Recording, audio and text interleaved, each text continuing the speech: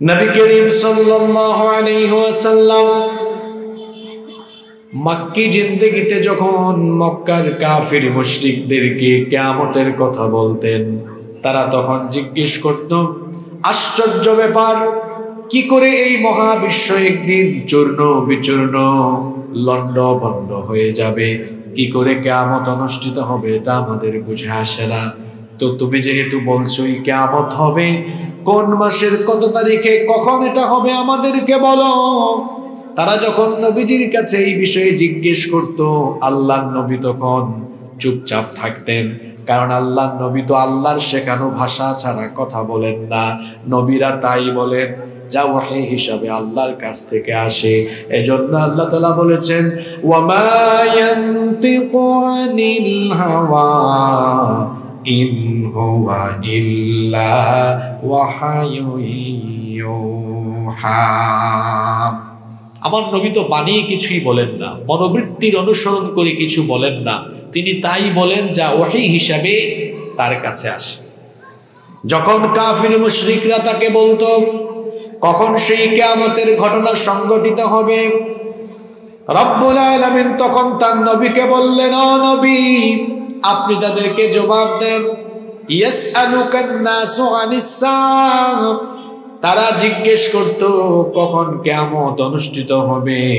আল্লাহ তাআলা তার নবীকে বললেন, আপনি জবাব দেন, কুল ইন্নামা ইলমুহা ইনদাল্লাহ। এই অপারেটর, তুমি কি অপারেটিং সিস্টেম জানো না? এই এরকম কুতুর কুতুর হয় কেন আওয়াজে? মাস্টার কমাও, রিভাইভ একটু কমাও। তুমি বুঝো না তো ব্যবসা আরম্ভ করছো কেন?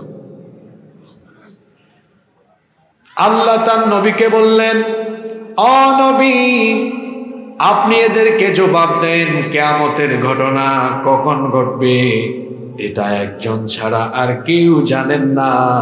যিনি জানেন সবাই বলেন তিনি কে?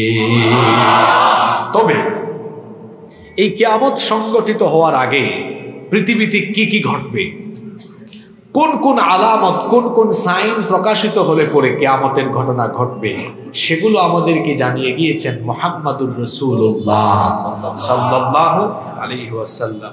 নবীজি বলতেন, তোমরা জিজ্ঞেস করো আমাকে কিয়ামত কখন হবে, আমি তো শেষ নবী, আমার পরে আর কোনো নবী নাই। যেহেতু আমি চলে এসেছি, তার মানে কিয়ামত কাছাকাছি চলে এসেছে।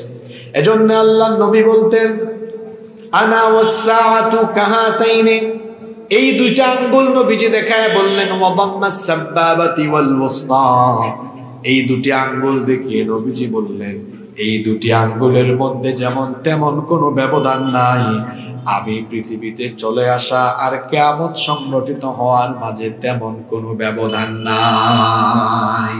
অর্থাৎ এটা খুব নিকটে, খুব কাছে। আখিরি নবী চলে এসেছেন, মানে পৃথিবীও আখিরি জায়গায়, অর্থাৎ শেষ সময়ে চলে এসেছে। আমরা শেষ জামানার মানুষ, আমরা হলাম শেষ জামানার মানুষ। এটা হলো আখিরি জামানা। কিয়ামত এই জামানাই হবে, এই শেষ জামানাই হবে। তবে শেষ জামানায় কিয়ামতের আগে ভয়াবহ ফিতনা চতুর্দিকে দেখা দেবে।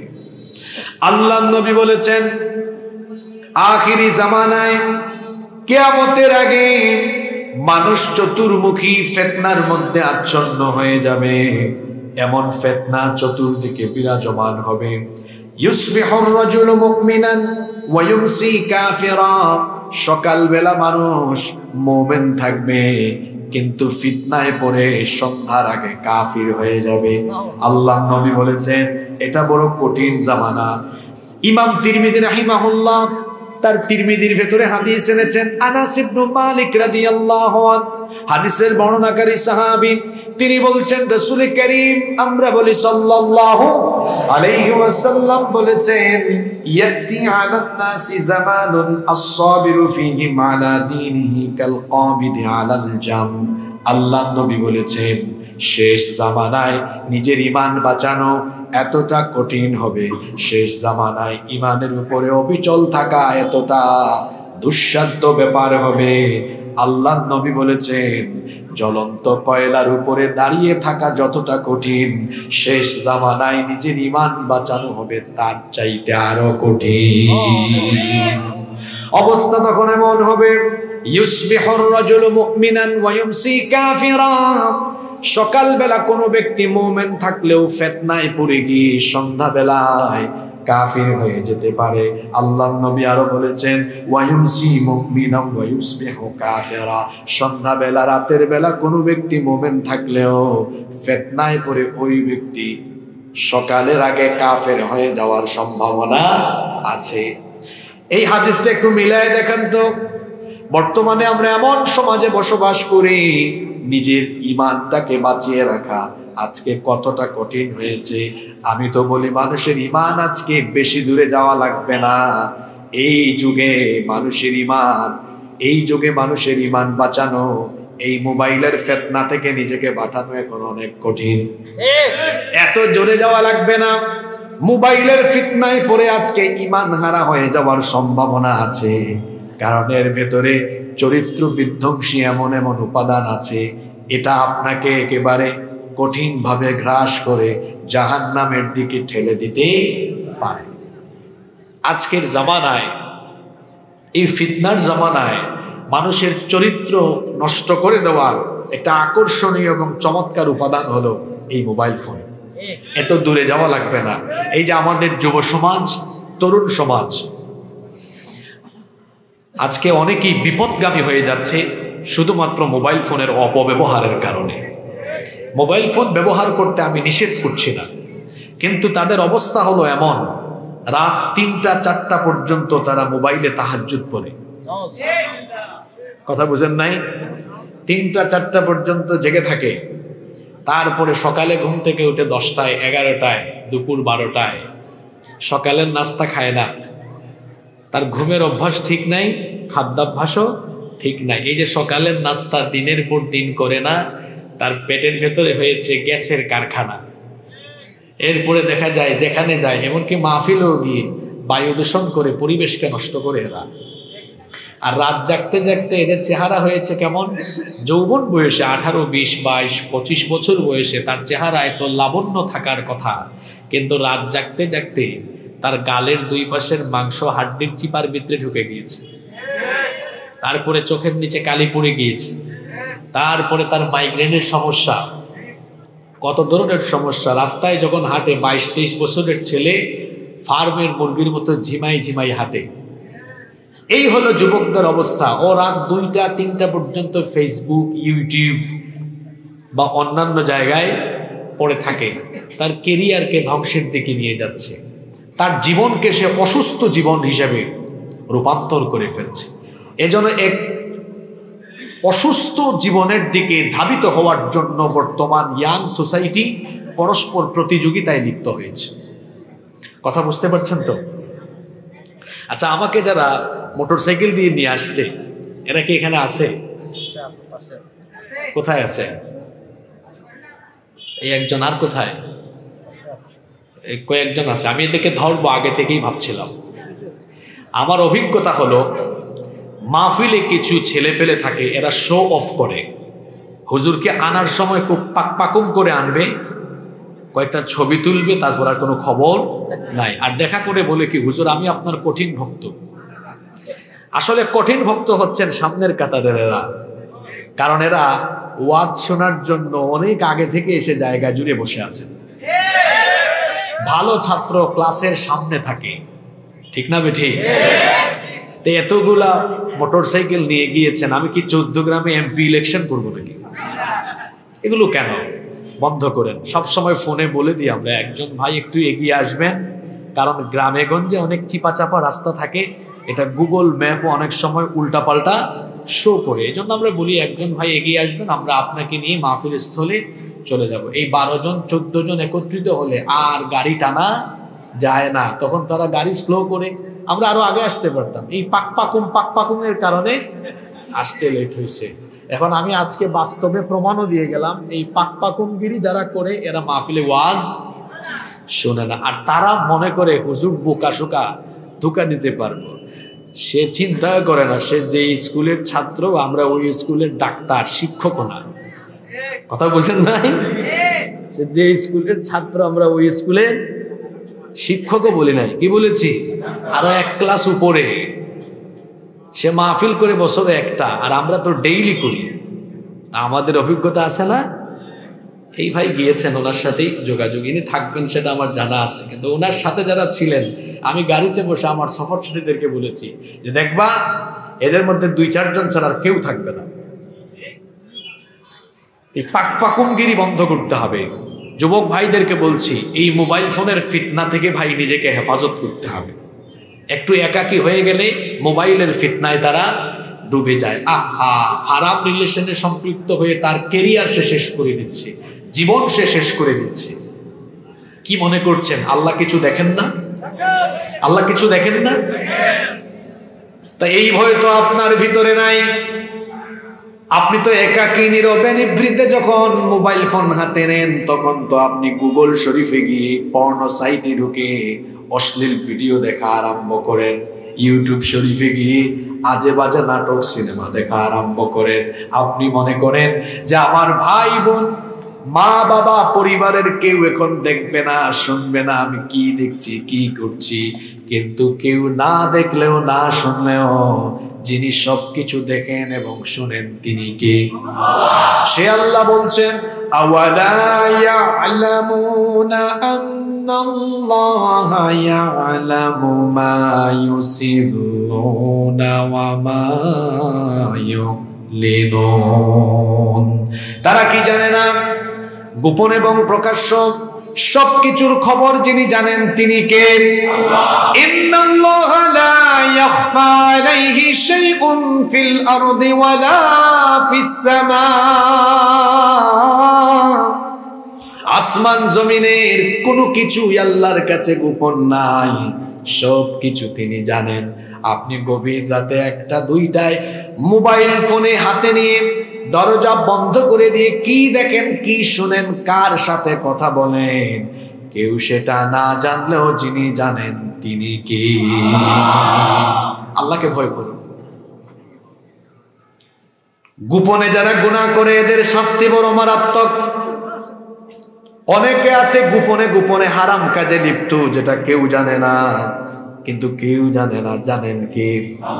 আল্লাহ নবী বলেছেন, খুব ভয়াবহ হাদিস, এটা ভালো করে শোনেন, যুবক ভাইয়েরা মনোযোগ দেন। আল্লাহ নবী বলেছেন, কিয়ামতের ময়দানে তিহামার শুভ্র পর্বতমালা সম পরিমাণ নেক আমল করে কোনো ব্যক্তি হাসরের মাঠে উঠবে, কিন্তু পাহাড় সম পরিমাণ আমল মুহূর্তের মধ্যেই ধুলাবালি হয়ে উড়ে যাবে। সাহাবীরা জিজ্ঞেস করলেন, এটা কোন ব্যক্তির কথা আপনি বলছেন? আল্লাহ নবী তখন বললেন, এই ব্যক্তি হলো সেই ব্যক্তি নামাজেও যায়, রোজাও রাখে, হজ করে, উমরা করে, ওয়াজ মাহফিলে আবার আয়োজন করে ওয়াজ মাহফিল শুনতেও যায়, কিন্তু গোপনে গোপনে সে একাকী হয়ে গেলে হারাম কাজ করে।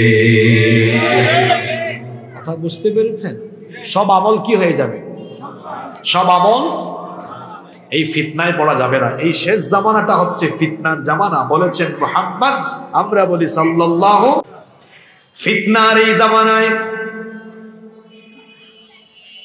মানুষ এমন ফিতনায় পড়বে, নেতৃত্বের জায়গায় ফিতনা দেখা দেওয়ার কারণে মানুষ আরো ভয়াবহ ফিতনার মধ্যে আচ্ছন্ন হবে। এজন্য আল্লাহ নবী বললেন, আ'আযাকাল্লাহু মিন ইমারাতিস সুফাহা, মূর্খ অপদার্থ নেতৃত্ব থেকে আমি তোমাদের জন্য আল্লাহর কাছে পানাহ চাইছি।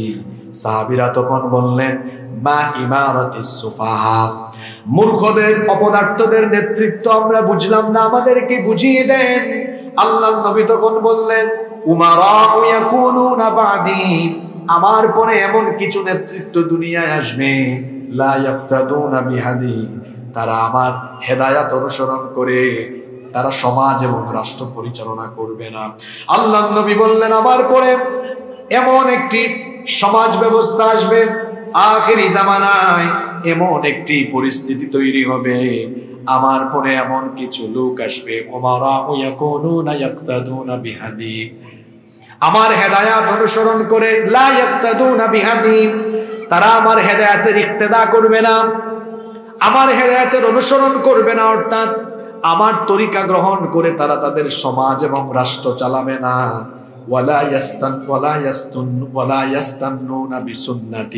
আমার সুন্নত অনুসরণ করে তারা সমাজ এবং রাষ্ট্র পরিচালনা করবে না। মনোযোগ আছে আপনাদের? আকাশের উপরে আর মাটির নিচের ওয়াজ না, এগুলা ভালো করে শুনেন কথাটা। আল্লাহ নবী বলেছেন আমার পরে এমন এক জামানা আসবে লা ইয়াক্তাদুনা বিহাদি, আমার হিদায়াতের ইক্তেদা করা হবে না। ওয়ালা ইয়াস্তান্নুনা বিসুন্নতি, আমার সুন্নতের অনুসরণ করা হবে না। আমার দেখানো পথ এবং পথে, আমার দেখানো আদর্শ মতে সমাজ এবং রাষ্ট্র চলবে। এখন বলেন তো দেখি, আপনাদের দেশের মসজিদগুলো আল্লাহর আইনে চললেও আপনাদের দেশের সমাজ আর রাষ্ট্র চলে আল্লাহর আইনে না মানুষের আইনে? বুঝে শুনে উত্তর দিয়ে, আল্লাহর আইনে না মানুষের আইনে? তাহলে শেষ জামানায় আল্লাহ নবীজি বলেছেন সমাজ এমন কিছু অপদার্থ, অথর্ব সমাজ আসবে, যেই সমাজে অযোগ্য অপদার্থরা নেতৃত্ব দিবে। সেই সমাজের নেতৃত্ব হবে এমন আল্লাহর আইন বাদ দিয়ে তারা নিজেরা আইন বানিয়ে সমাজ রাষ্ট্র পরিচালনা করবে। তাহলে আল্লাহ নবীর আদেশ অনুযায়ী আমরা কি বর্তমানে সভ্য সমাজে আছি না অথর্ব সমাজে আছি? পৃথিবীর কোন নবী বা রাসূল মানুষের তৈরি করা আইন প্রতিষ্ঠার জন্য তারা কাজ করেন নাই, বরং সকল নবী এবং রাসূল এই পৃথিবীতে যার হুকুম, যার বিধান কায়েমের জন্য কাজ করেছেন তিনি কে? আল্লাহ। এজন্য আল্লাহ বলেছেন ইনিল হুকমু ইল্লা লিল্লাহ,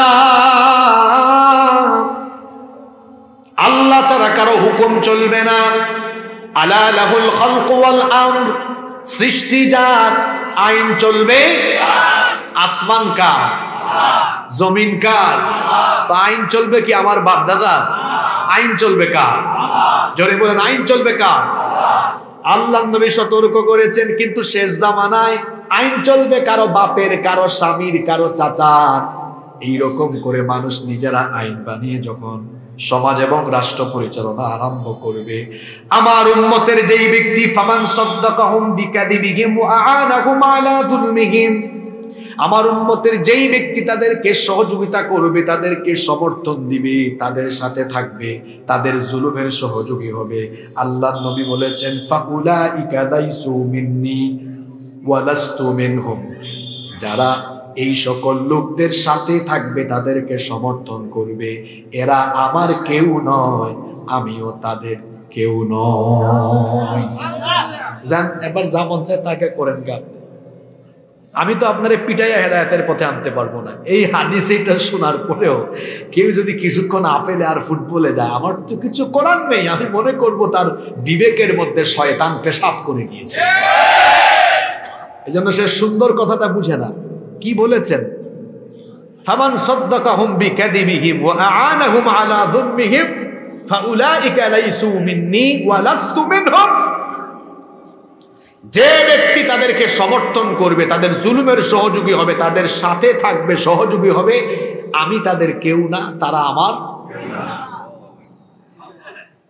আমরা কি রাসূলের সুপারিশ চাই না? জোরে বলেন, চাই না? তাহলে অমুকের দলে তমুকের দলে নয়, মুসলমান থাকবে রাসূলের দলে। কার দলে কোথায় যান আপনি? বেঈমান, বেনামাজি, ইসলাম বিরোধী, এমনকি দেশদ্রোহী, দেশকে আরেক দেশের হাতে তুলে দেয় এমন বেঈমানের সাথে চলাফেরা করে, আছে না? না, আমরা বড় অবাক হচ্ছি, আমরা বড় অবাক হচ্ছি। এক ফেরাউন যেতে না যেতে আরো কিছু লোক নতুন করে এই রূপ ধারণ করার অপচেষ্টা করছে। আমার দেশকে অস্থিতিশীল করে দেওয়ার জন্য প্রতিনিয়ত অপচেষ্টা চলছে। পাশের দেশের দাদারা আমার দেশের ব্যাপারে ষড়যন্ত্র করতে করতে এখন আমার দেশ দখলে তারা মরিয়া। তাদের একটা টিভি চ্যানেল আছে, এক লোক দেবের খালি লাফায়, মলম বিক্রেতার মতো লাফায়, মানচিত্র দেখায় দেখায় বলে এই যে এই অংশটা চট্টগ্রাম, এটা দখল করতে পারলে আমাদের এই হবে ওই হবে। দাদা বাবুদেরকে সতর্ক করছি, আমার দেশের মানচিত্রের উপরে নজর দিলে তোমাদের মানচিত্র ক্ষতবিক্ষত হয়ে যাবে। আর ইসকনের মাধ্যমে যদি বাংলাদেশকে অস্থিতিশীল করার কোনো অপচেষ্টা চালানো হয়, আমরা সতর্ক করছি, এটা গুজরাট নয়, এটা সিকিম নয়, এটা হায়দ্রাবাদ নয়, এটা বাংলাদেশ। এখানে ইসকনের মাধ্যমে আরএসএস এর গুন্ডারা গুন্ডামি করার অপচেষ্টা করলে 14 কোটি মুসলমান দাঁত ভাঙা জবাব দিবে।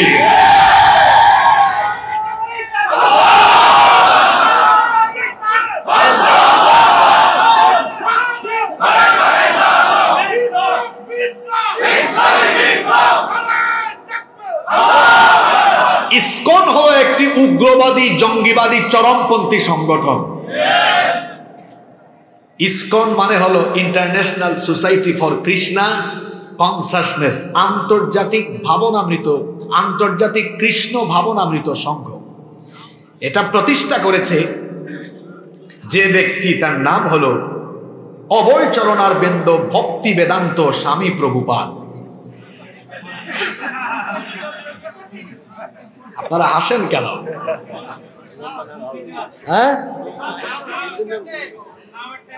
এই তার নামের প্রভুপাদ নিয়ে অনেকের তার নামের শেষে লাগাইছে প্রভু। এই চিন্ময় প্রভু, তারও পুরা নাম অনেক লম্বা, চিন্ময় কুমার দাস প্রভু ব্রহ্মচারী। কত লম্বা নাম আপনি চিন্তা করেছেন? তো শোনেন, এটা প্রতিষ্ঠা হয়েছে 1966 সালে। আশ্চর্যের একটা ব্যাপার আছে, সেটা হলো এদের হেডকোয়ার্টার ভারতের পশ্চিমবঙ্গের নদিয়া জেলার মায়াপুরে, কিন্তু সংগঠনটি প্রতিষ্ঠা হয়েছে মার্কিন যুক্তরাষ্ট্রের নিউ ইয়র্কে। যে ব্যক্তি এটা প্রতিষ্ঠা করেছে, এই ব্যক্তি হিন্দুদের কোনো শিক্ষালয়ে পড়াশোনা করে নাই, পড়াশোনা করেছে খ্রিস্টানদের চার্চে। এই ইসকনকে আপনারা অনেকে মনে করেন যে হিন্দুদের ধর্মীয় সংগঠন, না। ইসকন হলো হিন্দু লেবাসধারী ইহুদি নিয়ন্ত্রিত একটি সংগঠন। এটা ইহুদিবাদ, এটা ইহুদিবাদ প্রচারকারী একটি সংগঠন, কিন্তু লেবাস ধরেছে হিন্দুদের। এজন্য সনাতনী হিন্দুদের সাথে ইসকনওয়ালাদের অনেক বিরোধ আছে, এবং বাংলাদেশে এমন বহু অভিযোগ আছে ইসকনের অনেক উগ্রপন্থী চরমপন্থীরা সনাতনী হিন্দুদের বাড়িঘর জায়গা জমি দখল করেছে, এমনকি বলাৎকার আর যৌন নিপীড়নের অভিযোগ এদের ব্যাপারে রয়েছে। এরা এত খারাপ, ভারতে তারা বিভিন্ন সময়ে সাম্প্রদায়িক দাঙ্গা লাগিয়ে ভারতের পরিবেশকে তারা অস্থিতিশীল করে তুলেছে। এই যে চিন্ময়কে গ্রেফতার করা হয়েছে একটা রাষ্ট্রদ্রোহ মামলায়, তাদের অনুসারীরা কতটা উগ্র এবং চরমপন্থী হলে পরে আদালত চত্বরে আমার এক আইনজীবী ভাইকে নির্মমভাবে কুপিয়ে তারা হত্যা করেছে। হত্যা করা হয়েছে কাকে? আইনজীবীকে। আর গ্রেফতার হয়েছে তার আগে চিন্ময় রাষ্ট্রদ্রোহী মামলায়। বিবৃতি এসেছে ভারতের পররাষ্ট্র মন্ত্রণালয় থেকে। আচ্ছা, বিবৃতি তো আসার কথা ছিল আইনজীবী হত্যা নিয়ে, না এসে আসলো চিন্ময়ের ব্যাপারে। দাদা বাবুরা, আমরা বুঝে ফেলেছি এর আগেও তো বাংলাদেশে অনেক হিন্দুদের উপরে অত্যাচার হয়েছে। বিশ্বজিৎকে হত্যা করা হয়েছে কুপিয়ে কুপিয়ে, মনে আছে আপনাদের? ওই যে বিএনপির গয়েশ্বর চন্দ্র রায়, আর এক মহিলা ওই যে নিপুণ রায় না কি জানি নাম। এছাড়া আরো বিভিন্ন সময়ে হিন্দুদের উপরে অনেক সময় নির্যাতন হয়েছে। পররাষ্ট্র মন্ত্রণালয়ের জবানে তখন তারা লেগে গিয়েছিল, চিন্ময় রাষ্ট্রদ্রোহ অপরাধ করেছে, আমার দেশের লাল সবুজ পতাকার উপরে তাদের উগ্রবাদী গেরুয়া রঙের পতাকা উড়িয়ে আমার লাল সবুজ পতাকাকে অপমান যখন করেছে, আমার দেশের আইন তাকে গ্রেফতার করেছে। এখন তার অনুসারীরা কুপিয়ে কুপিয়ে আমার এক আইনজীবী ভাইকে হত্যা করেছে। উচিত ছিল পররাষ্ট্র মন্ত্রণালয় থেকে, তাদের দেশের পররাষ্ট্র মন্ত্রণালয় থেকে আইনজীবী হত্যার ব্যাপারে বিবৃতি দেওয়া। সেটা না দিয়ে এই সন্ত্রাসীর পক্ষে, এই রাষ্ট্রদ্রোহীর পক্ষে বিবৃতি দিয়ে ভারতের দাদা বাবুরা, ভারতের সরকার প্রমাণ করেছে তারা হলো সন্ত্রাসীদের মদতদাতা। তাদের মুখে সাম্প্রদায়িক সম্প্রীতির কথা মানায় না, কারণ তাদের দেশে সংখ্যালঘু হিসাবে মুসলিমরা সবচেয়ে বেশি নির্যাতিত। এই তো গত কয়েকদিন আগেই 4 জনকে মসজিদের ভেতরে নির্মমভাবে হত্যা করা হয়েছে, জানেন কিনা আপনারা? তাবরিজকে জয় শ্রীরাম না বলার কারণে এর আগে কয়েক বছর আগে পিটিয়ে হত্যা করা হয়েছে। মুস্কান নামক আমার এক বোনকে এক কলেজের ক্যাম্পাসে তাকে লাঞ্ছিত করা হয়েছে। তোমাদের কথা মনে আছে ভাই, তোমরা গুজরাটে কি করেছো, তোমরা সিকিমে, হায়দ্রাবাদে, কাশ্মীরে কি করেছো? সব আমাদের যারা আছে, তোমরা আমাদেরকে সম্প্রীতি শেখায়ো না, কারণ তোমাদের মতো অসভ্য আর বর্বর পৃথিবীতে আর কেউ নাই। তোমরা আমাদের বাবরি মসজিদ দখল করে রাম মন্দির বানিয়েছো, সব জানা আছে আমাদের। এখন যদি আমার দেশকে নিয়ে কোন ধরনের ষড়যন্ত্র করো, চক্রান্ত করো, আমরা সবর করছি বলে এটা আমাদের দুর্বলতা ভেবো না। যদি আমার দেশের উপরে কোন ধরনের কুনজর দেওয়ার চেষ্টা করা হয়, তাহলে আমরাও চুপ করে বসে থাকবো না। যদি আমার দেশ নিয়ে কোন ধরনের ষড়যন্ত্র করা হয়, আমরাও সাবধান করে দিচ্ছি, ভারতের মানচিত্র আর এরকম থাকবে না, টুকরা টুকরা হয়ে যাবে। আমাদেরকে হুমকি দেয়, কয় সোমবার থেকে, আজকে কি বার গেল, কয় সোমবার থেকে আমরা সীমান্ত অবরোধ করব। তা আমি গত 2 দিন আগে বৃহস্পতিবারে শরীয়তপুরে বলেছিলাম, অবরোধ করলে কর তোরা, তাতে আমাদের কি? তোরা কি আমাদেরকে তোদের পেঁয়াজ চিনি এগুলো ভিক্ষা দেশ নাকি? আমরা তো টাকা দিই, তোরা আমাদেরকে পণ্য দিস।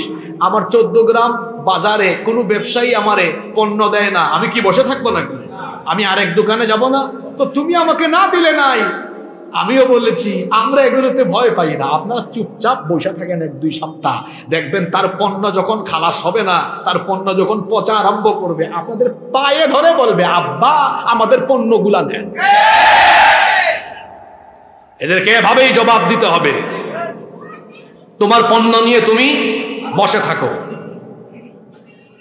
আমরা সতর্ক করছি, এই দেশে মার্কিন আধিপত্যবাদ, ভারতীয় আধিপত্যবাদ চলবে না। বাংলাদেশ চলবে তেমন, বাংলাদেশের মানুষ চাইবে যেমন। কোন হাদিসে ছিলাম মনে আছে? সেখান থেকে এই কথাগুলোর অবতারণা হয়েছে। আল্লাহর নবী সতর্ক করে গিয়েছেন, শেষ জামানায় কিয়ামতের আগে আমার দেখানো পথ মত বাদ দিয়ে নিজেদের তৈরি করা আইন দিয়ে মুসলমান তার সমাজ রাষ্ট্র পরিচালনা আরম্ভ করবে। আজকে কি সেই জায়গায় আমরা চলে আসছি না?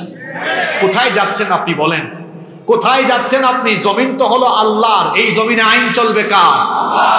আল্লাহর দেওয়া আইন কানুন প্রতিষ্ঠা বাদ দিয়ে মুসলমান যদি তার নিজের বানানো আইন বা অন্য কারো বানানো আইন মতাদর্শ বাস্তবায়নের জন্য চেষ্টা করে, তাহলে সেই ব্যক্তি সরাসরি আল্লাহর সাথে কুফর করে, শিরিক করে এবং আল্লাহর সাথে সে খোদাদ্রোহী কাজে লিপ্ত হয়ে যায়। এজন্য আমরা যতদিন বেঁচে থাকব, আমরা আমাদের রক্ত, ঘাম, আমাদের জীবনের শক্তি সামর্থ্য সব খরচ করব আল্লাহর দ্বীনের পথে। বলেন ইনশাআল্লাহ।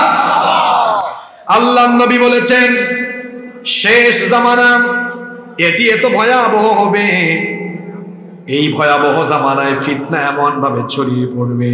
আল্লাহর নবী বলেছেন, সায়াতি আলা উম্মতি জামানুন ফিহি ইয়াকসুরুল কুরআ। আল্লাহর নবী বলেছেন, ইয়াকসুরু ফিহিল কুরআ, শেষ জামানায় কোরআনের পাঠকের সংখ্যা বেড়ে যাবে, কোরআন তেলাওয়াতকারীর সংখ্যা বাড়বে। আল্লাহর নবী বলেছেন, সায়াতি আলা উম্মতি জামানুন ইয়াকসুরু ফিহিল কুরআ ওয়া ইয়াকবিদুল ফুকাহা।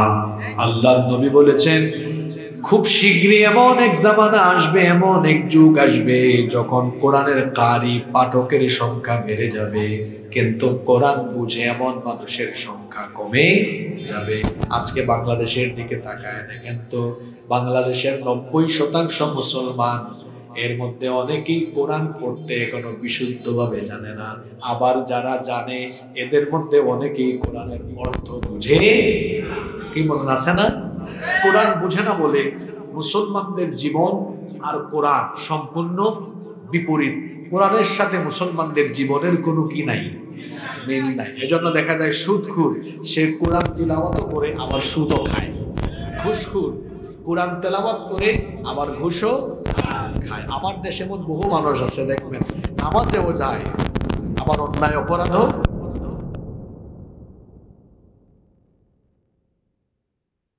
কি খুঁজেন? নারায়ণগঞ্জে আরেক কুতুব পাওয়া গেছে, উনি 70 রাকাত তাহাজ্জুদ পড়ে। 100 নাকি, যাই হোক, একদিকে একজন 70, আরেকজন ঘুম থেকে উঠে যায় নামাজ খুঁজে, আবার সারাদিন মানুষের রক্ত তারা পান করে। এই হলো তাদের চরিত্র। আসে না নাই এরকম? আল্লাহ নবী বলেছেন শেষ জামানায় এইরকম কোরআনের পাঠক বাড়বে, কোরআন তেলাওয়াত করবে কিন্তু কোরআন বুঝবে না। আপনি দেখেন আজকে আমার দেশের মুসলমানরা কোরআন যেন বুঝতে না পারে, এটা আরো কয়েক যুগ আগ থেকে কি রকম ষড়যন্ত্র করা হয়েছে। শিক্ষা ব্যবস্থা থেকে খুব সুচিন্তিতভাবে, সুচিন্তিত পরিকল্পনায় দ্বীনি শিক্ষাকে, কোরআন হাদিসের শিক্ষাকে ডিলিট করে দেওয়া হয়েছে। শিক্ষা ব্যবস্থাকে কয়েকমুখী করা হয়েছে। কি কি? যে দ্বীনি শিক্ষা, জাগতিক শিক্ষা। কেন রে ভাই? দ্বীনি শিক্ষা জাগতিক শিক্ষা আলাদা থাকবে কেন? শিক্ষা তো থাকবে দ্বীন এবং দুনিয়ার সমন্বয়ে, যাতে করে দুনিয়া আখেরাত উভয় দিক থেকে সে কি হয়? লাভবান হয়। আমার দেশে শিক্ষা ব্যবস্থার যে অবস্থা, আমি এই জন্য প্রায় সময় বলি যে স্কুলে পড়ে সে হয়ে যায় ওই যে আমাদের সিলেটে এটাকে বলি ল্যাংরা, আপনারা 14 গ্রামে কি বলেন জানি না, ওই যে পা যদি ঠিক না থাকে, হাঁটতে না পারে, আপনারা এটাকে কি বলেন? মিলে গেছে তো আপনাদের সাথে, আমাদের সিলেটেও বলে ল্যাংরা। আমি বলি সরি, যে স্কুলে পড়ে তাকে আমি বলি যে অন্ধ, আর যে মাদ্রাসায় পড়ে ও হলো ল্যাংরা। কেন বলি? এটার কারণ আছে। অর্থাৎ যে স্কুলে পড়েছে ও সব দেখেছে, ইংরেজি, বিজ্ঞান সব দেখে তার চোখ দিয়ে, কিন্তু কোরআন দেখে না। আর মাদ্রাসায় যে পড়েছে তাকে ল্যাংরা বলেছি কেন? ও আরবি, কোরআন হাদিস সবই জানে, কিন্তু তার এই কোরআন হাদিস আরবি এটা দুনিয়াতে চালানোর জন্য আরো যে অন্যান্য কিছু দরকার, যেমন ইংরেজি জানা দরকার, প্রযুক্তির জ্ঞান দরকার, যেগুলোর মাধ্যমে ভর করে দাঁড়িয়ে সেগুলো প্রচার করবে, ওগুলো তার কাছে নাই। এজন্য তারে বলেছি ল্যাংরা। আর ও সব পড়েছে, সব দেখেছে, কিন্তু কোরআন হাদিস দেখে নাই, এই জন্য ওরে বলেছি কি? অন্ধ। এই অন্ধত্ব আর ল্যাংরামি বাদ দিতে হবে। বাদ দিয়ে উভয়টার কম্বিনেশন ঘটিয়ে শিক্ষা ব্যবস্থায় একটি বিপ্লব আনতে হবে। মনে রাখতে হবে ইসলামী বিপ্লবের জন্য দরকার ইসলামী শিক্ষা বিপ্লব। আল্লাহ রসুল কোরআনের আলোকে একটি সমাজ এবং রাষ্ট্র গঠন করেছেন, তার আগে তিনি কোরআনের আলোয় আলোকিত মানুষ তৈরি করেছেন।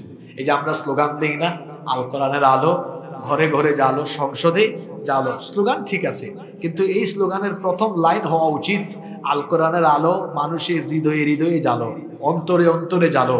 কারণ আমরা যখন প্রতিটি মানুষের অন্তরকে কোরআনের আলোয় আলোকিত করতে পারবো, আলোকিত হৃদয়ের এই মানুষগুলো দ্বারা একটি বিস্ফোরণ ঘটবে, যে গণবিস্ফোরণের মাধ্যমে ইসলামী বিপ্লব কায়েম হবে। এজন্য আগে মানুষের অন্তরে কি ঢুকাতে হবে? আমার শিক্ষা ব্যবস্থা যদি এমন হতো, আমার দিকে তাকান, আমরা এরকম একটি শিক্ষা ব্যবস্থার স্বপ্ন দেখি যেখানে ক্লাস 1 থেকে তার সিলেবাসে ইংরেজি, বিজ্ঞান, গণিত সবকিছু থাকার পাশাপাশি ক্লাস 1 থেকে তার সিলেবাস আরম্ভ হবে এমন যে ক্লাস 1, 2 হতে পারে এই 2 বছর সে নাজেরা পড়বে, বিশুদ্ধ করে কোরআন তেলাওয়াত শিখবে। ক্লাস 3, 4, 5, 6, 7, 8, 9, 10 কয়টা ক্লাস? 8টা ক্লাস। ছোটকালে মেধা মানুষের বেশি প্রখর থাকে। এই 8 ক্লাসে তাকে আপনি 3 পারা করে কোরআন হিফজ করা বাধ্যতামূলক করে দেন। সারা বছরে 3 পারা, বছরে 3টা পরীক্ষা দেন 4 মাস পর পর। তো পারবে না? জোরে বলেন পারবে কিনা? খুব ইজি ব্যাপার। তাইলে এই 8টা ক্লাসে তার শেষ হইল 3 8 কত হয়? 24। বাকি আছে কত? 6 পারা। ইন্টারমিডিয়েটে 2 বছর দিয়ে দেন না আরো 4 পারা। হ্যাঁ, তাইলে 24 আর 4 কত হইল? 8। অনার্সে যাবে, সে অনার্সে গিয়ে ফার্স্ট ইয়ার, সেকেন্ড ইয়ারে আরো 2 পারা শেষ করে অনার্স ফাইনাল ইয়ারে সে আবার পরবর্তী 2 বছরের দাওরাও দিবে। তাইলে ও অনার্সে গিয়ে ইংরেজি বিভাগে পড়ে, বিবিএতে পড়ে, এলএলবিতে পড়ে, ও ব্যারিস্টার হয়েছে, হাফেজ ব্যারিস্টার, হাফেজ অ্যাডভোকেট, হাফেজ ইঞ্জিনিয়ার, হাফেজ সচিব, হাফেজ ডিসি, হাফেজ এসপি, হাফেজ এডিসি, হাফেজ এমপি, হাফেজ মন্ত্রী, হাফেজ মেম্বার, হাফেজ চেয়ারম্যান। বাংলাদেশ বদলে যাবে। শুধু হাফেজ হইলে চলবে না, আমরা এমন শিক্ষা ব্যবস্থার স্বপ্ন দেখি এভাবে সে ধাপে ধাপে ধাপে ধাপে কোরআন হিফজ করে ফেলবে।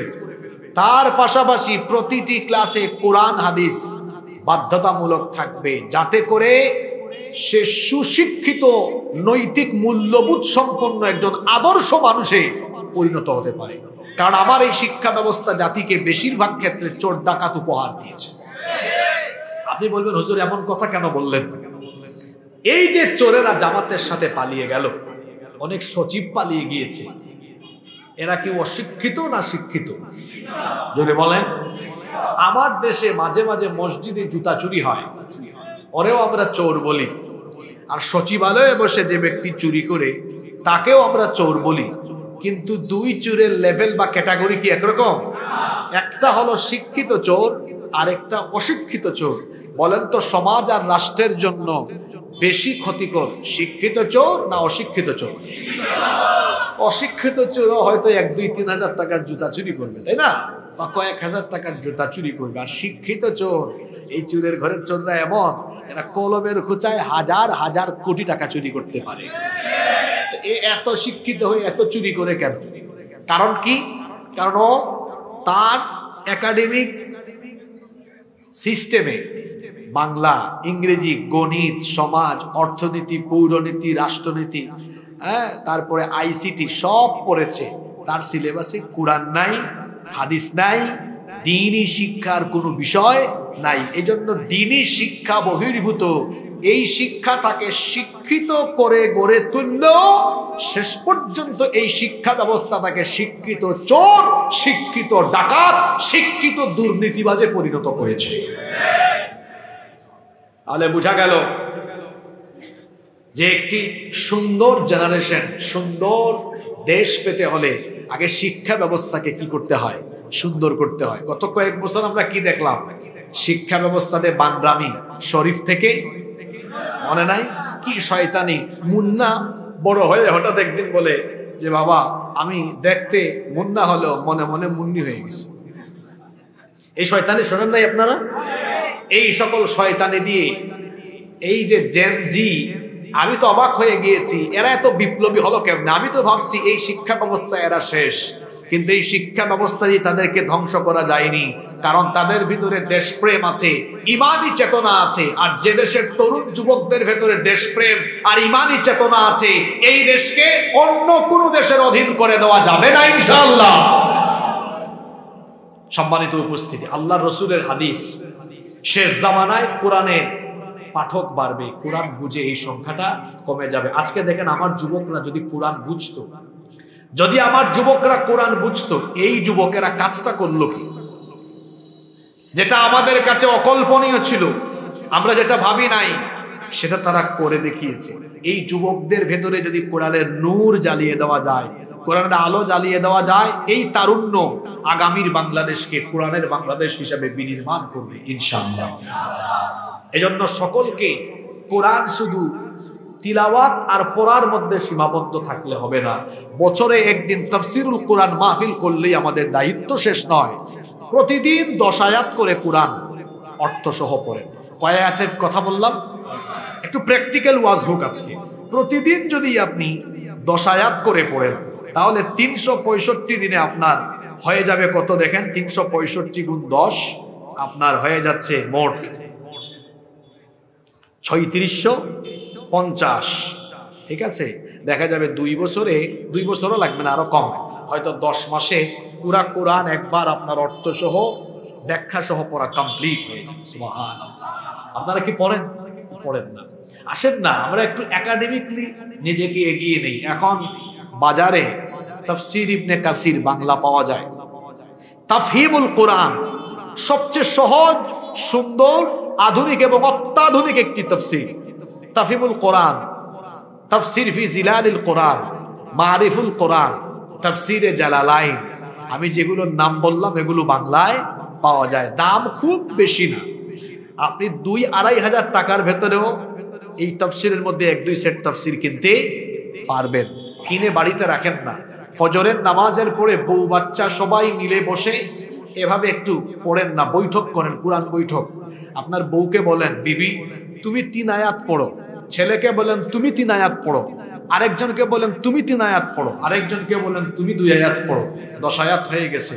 তারপর আরেকজনকে বলেন তুমি অর্থ দেখে দেখে পড়ো।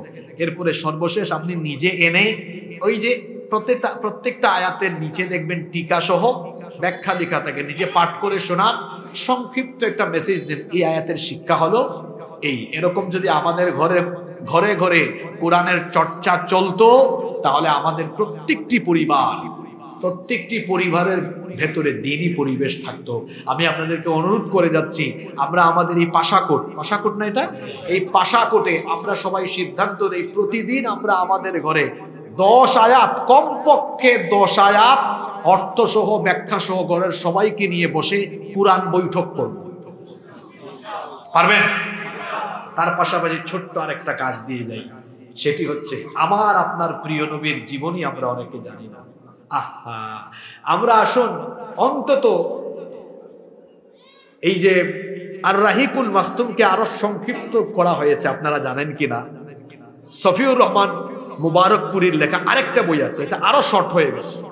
সেটা হলো রাসূলে আরাবী সাল্লাল্লাহু আলাইহি ওয়াসাল্লাম। খুব ছোট্ট একটা বই, এটা অনলাইনে পিডিএফও পাবেন, আপনারা মার্কেট থেকে কিনবেন, 200-250 টাকা হবে। রাসূলে আরাবী, এত সুন্দর এই বইটা, একদম শর্ট করে এত সুন্দর করে রাসূলের সিরাত মুখতাসার একেবারে সংক্ষিপ্ত করে লেখা হয়েছে। এটা পুরোটা আপনি নিজে পড়েন। রাসূলের জন্ম থেকে নিয়ে মিনাল মিলাদি ইলাল ওয়াফাত, জন্ম থেকে মৃত্যু পর্যন্ত রাসূলের পুরো জীবনীটা আপনার চোখের সামনে যদি থাকে, আপনার জীবন রাসূলের আদর্শে আদর্শিত হবে ইনশাআল্লাহ। এই দুইটা কাজ আমরা করতে পারবো তো? এটা যদি না হয় আমাদের জীবন তো কোরআনের মতো হবে না। আমাদের নবী কেমন ছিলেন? আম্মা জানা আয়েশা রাদিয়াল্লাহু আনহাকে গিয়ে সাহাবীরা বললেন আমাদের নবী কেমন ছিলেন? তিনি বললেন কানা খুলুকুল কোরআন, কোরআন যেমন আমার নবীর জীবন হলো তেমন। কোরআন হলো প্রিন্টেড কোরআন, আর রাসূল হচ্ছেন প্র্যাকটিক্যাল কোরআন। সুবহানাল্লাহ। হযরতে আবু বকর সিদ্দিক রাদিয়াল্লাহু আনহু তিনি সূরা বাকারা পড়তে তার সময় লেগেছে প্রায় 8 বছর। কত বছর? আপনি বললেন কি বলেন হুজুর, এটা তো আমার দেশের হাফিজরা 1 ঘন্টায় পড়ে ফেলে। রাসূলের সাহাবীরা কি করতেন? রাসূলের কাছ থেকে তারা 10 আয়াত শুনতেন, এই 10 আয়াত মুখস্থ করতেন, এই 10 আয়াতের আমল করে তারপরে 11 নম্বর আয়াত শুরু করতেন। আল্লাহু আকবার। আর আমরা কি করি? মুখস্থ তুতা পাখির মতো করি। আল্লাহর নবী বলেছেন এটা শেষ জামানার একটা ভয়াবহ আলামত, মানুষ পড়বে তো পড়বে কিন্তু কিছু বুঝবে না। আমরা যেন এখান থেকে বের হয়ে আসতে পারি, নিজেকে কোরআনওয়ালা বানাই আসেন। আমি তো আজকে বলে দিয়ে গেলাম প্রতিদিন মাত্র কয় আয়াত? 10 মাস। এই আপনার তাইলে বেশি লাগবে না, 1 বছর 10 মাস মানে 24 আর 10 কত? 34 মাসে। আমি ধরে নিলাম মাঝে মাঝে মিস হইলো, কিন্তু 2 বছরে আমার দ্বারা সম্ভব হবে ইনশাআল্লাহ। আপনি যদি বলেন না হুজুর আমি আরো স্লো করে পড়বো, 5 আয়াত করে পড়েন, তাহলে 4 বছরের ভিতরে পূর্ণাঙ্গ কোরআন একবার পড়া হবে আলহামদুলিল্লাহ। বয়স তো কম হইল না বাবা। আল্লাহর কাছে গেলে আল্লাহ যদি প্রশ্ন করেন কি রে এত কিছু করার টাইম পাইলি, আমি যে কোরআন দিলাম 5 আয়াত করে পড়লেও তো 4 বছরে শেষ হইতো, এটা পড়ার বুঝে টাইম পাস নাই। জবাব দেওয়ার মতো কোনো কিছু থাকবে তখন? আসুন আমি অনুরোধ করে যাচ্ছি, প্রতিদিন যদি পারেন মিনিমাম ম্যাক্সিমাম 10 আয়াত, মিনিমাম 5 আয়াত পড়বেন তো? আপনারা পড়বেন? সত্যি পড়বেন তো?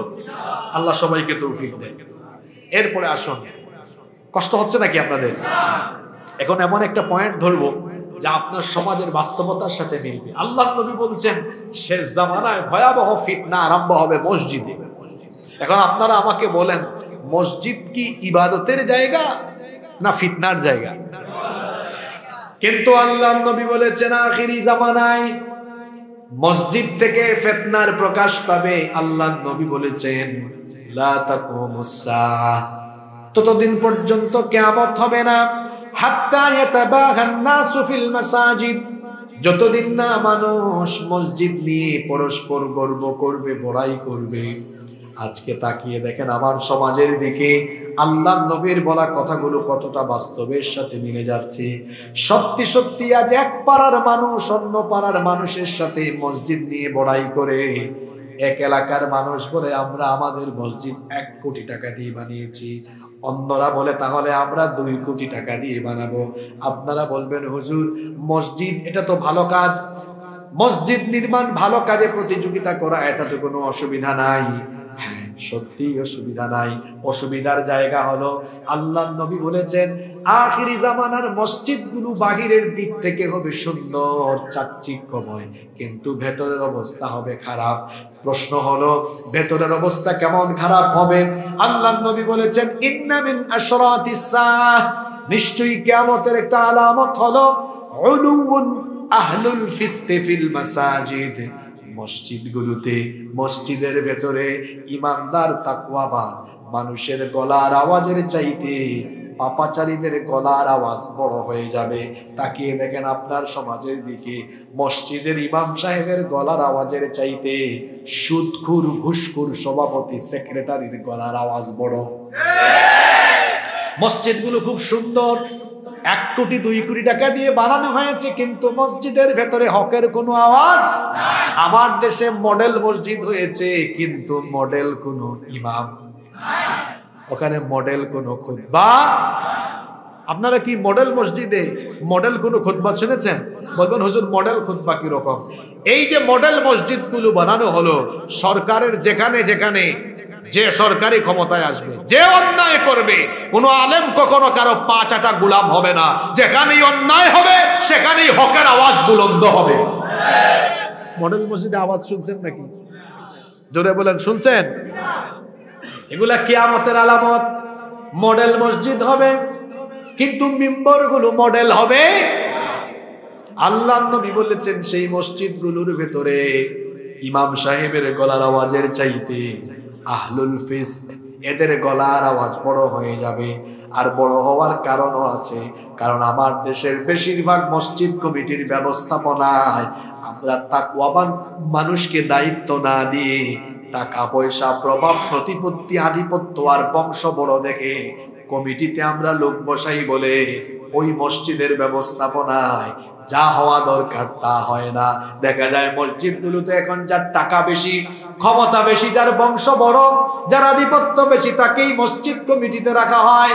এই জন্য দেখা যায় বেশিরভাগ ক্ষেত্রে এই পাপাচারী লোকদের দ্বারা মসজিদ হেদায়েতের দিকে পরিচালিত হয় না, বরং মসজিদ থেকেই অপরাধ জগৎ, অন্যায় জগতের বিরুদ্ধে কোনো কথা হয় না।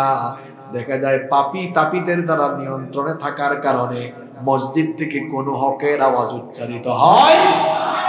আমার দেশের বেশিরভাগ মসজিদের সভাপতি সেক্রেটারি কোষাধ্যক্ষ এরা অন্যায় হারামের সাথে সম্পৃক্ত, সুদখোর ঘুষখোর চাঁদাবাজ টেন্ডারবাজ অন্যায়কারী অপরাধকারী লোকদেরকে মসজিদের কমিটিতে রাখার কারণে ওই মসজিদগুলো যেভাবে পরিচালনা হওয়ার কথা সেভাবে হয় না।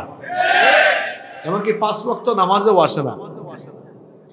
শুক্রবারে জুমার দিনে আসে আবার 1টা 15 মিনিটে আইসা প্রথমে গেইটে ঢুকে একটা কাশি মারে, বুঝায় সভাপতি আসছেন একটু সাইড দেন, তারপরে সবাইকে ডিঙায়া একদম সামনে গিয়া বসে। এগুলো আমি আপনাদের এলাকার কথা বলতেছি না, এগুলো বা আপনাদের এলাকায় নাই, কমন পড়ছে তাই না?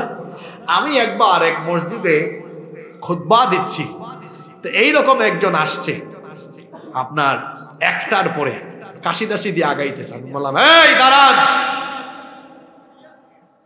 শেষে আসছেন, যেখানে জায়গা পেয়েছেন সেখানে বসে থাকেন। পাশে একজন বলে কমিটি কমিটি কি বলে, যেটা বলছে মসজিদের ইমাম সাহেব। বললাম আপনাদের মতো হুজুরদের কারণে এই খেজুররা এত সুযোগ পায়। সে কমিটি হোক, সভাপতি হোক আর সেক্রেটারি হোক, ও সামনের কাতারে আসতে হলে ওরে সবার আগে আসতে হবে। ও যদি সবার শেষে আসে তো সবার শেষে তাকে বসে থাকতে হবে। মসজিদটা কার ঘর? এখানে এসে বীর বাহাদুর সাহেবের বাহাদুরি চলবে? আহা, শেষ জামানার মসজিদগুলোর অবস্থা কেমন হবে? অন্য হাদিসে নবীজি আরো বলেছেন মাসাজিদুহুম আমিরাহ ওয়া হিয়া খারাবুম মিনাল হুদা, মসজিদগুলো চাকচিক্যময় হবে কিন্তু হেদায়াত শূন্য হেদায়াত শূন্য হয়ে যাবে। মসজিদ হবে সুন্দর, কিন্তু মসজিদের দৃশ্য হবে অসুন্দর। বলবেন হুজুর মসজিদের দৃশ্য কেমন অসুন্দর হবে? কোটি কোটি টাকা দিয়ে মসজিদ বানানো হবে, কিন্তু সেই মসজিদে মুসল্লি পাওয়া যাবে না। কি আজীব অবস্থা!